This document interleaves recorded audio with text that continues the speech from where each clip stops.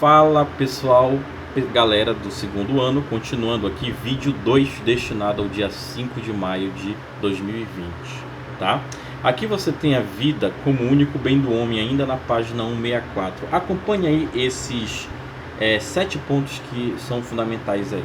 Teu material te mostra o seguinte: para Hobbes, o ser humano só age em busca do próprio bem, sem levar o outro em conta. O que você pode entender disso daí? O ser humano é egoísta, né? O ser humano ele possui um egoísmo natural.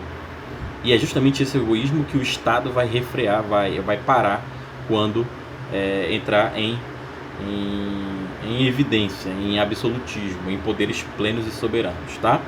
O medo da morte é que teria movido o homem, por exemplo, a viver em sociedade em que há regras para impedir a agressão. Então, já que o homem é um ser egoísta naturalmente, vamos agrupar todos em um grupo, que nós vamos chamar de sociedade ou Estado civil, sociedade civil. E nesse grupo você vai criar um Estado que vai regular o que deve ou não ser feito, justamente para frear os elementos desse estado de natureza, tá? Homem hobbesiano tende mais à sociabilidade do que para a sociabilidade, tá? Como assim?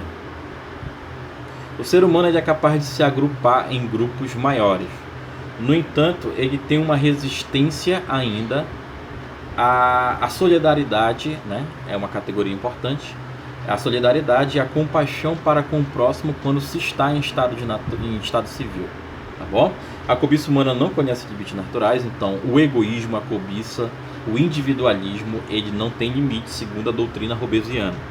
Todos aspiram ao mesmo e quando não consegue, sobrevém a inimizade e o ódio. Quando você não consegue o que quer, ou quando alguém é um empecilho para que você consiga o que você quer, você só vai ganhar uma coisa para a sua própria vida, ou o ser humano só vai ter um resultado, que é o ódio e a cobiça.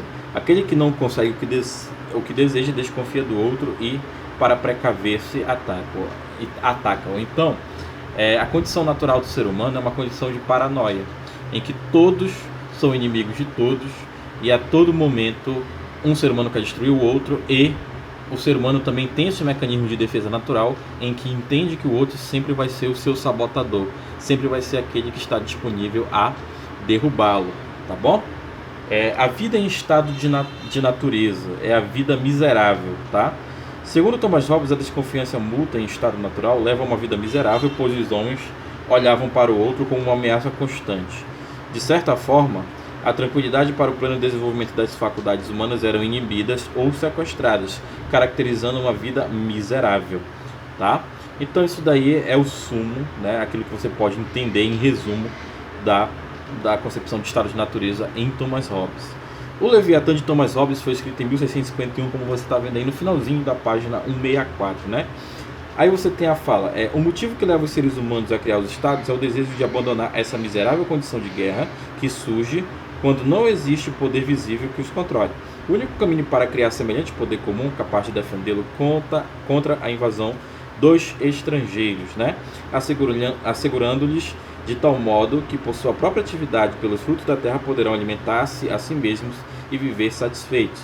É conferir todo o seu poder e fortaleza a um homem ou a uma assembleia de homens que representem sua personalidade. Isso é algo mais que consentimento ou concórdia. É uma unidade real de tudo isso em uma e mesma pessoa, instruída por pacto de cada homem com os demais. Feito isso, a multidão assim unida em uma pessoa se denomina Estado. Então, você tem um conjunto de indivíduos que vão se agrupar em sociedade, em Estado civil, e esses indivíduos podem entrar em conflito. Então, eles vão eleger uma pessoa, digamos que isso daqui é uma pessoa, isso aqui é uma pessoa, né? Então, essa pessoa, ela vai ser o símbolo, a representação máxima de combate ao egoísmo, ao estado de natureza, tá bom? E essa pessoa vai ter plenos poderes soberanos. Pode ser também que não seja um poder soberano, mas se você for ver, a filosofia de Hobbes vai defender um poder soberano, poder de um rei, né? Essa pessoa não entra no pacto, mas ela representa o pacto por si só, tá? Como é o nome desse pacto? É o que nós chamamos de contrato social, ok?